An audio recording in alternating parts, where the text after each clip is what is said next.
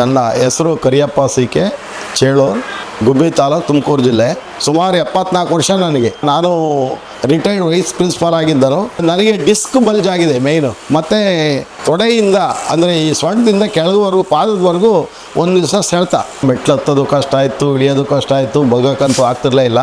ಅನೇಕ ಕಡೆ ಟ್ರೀಟ್ಮೆಂಟ್ ತಾಡಿದ್ದೀನಿ, ವಾಸಿ ಆಗಲಿಲ್ಲ. ನಾನು ಹೇಳ್ಬೇಕು ಅಂದ್ರೆ ಡೈಲಿ 5-6 ಮಾತ್ರೆ ನುಂಗ್ತೀನಿ. ನನ್ನ ಬೈತಾರೆ ಕೆಲವರೆಲ್ಲ, ಏನಪ್ಪ ಇಷ್ಟೊಂಥರ ಮಾತ್ರೆ ನುಂಗ್ತೀಯ ಅಂದ. ಬೇರೆ ದಾರಿನೇ ಇಲ್ಲ. ವಯಸ್ಸಾದ್ಮೇಲೆ ಯಾರೂ ನೋಡ್ಕೊಳ್ಳಲ್ಲ, ಖಂಡಿತ ಯಾರೂ ನೋಡ್ಕೊಳ್ಳಲ್ಲ.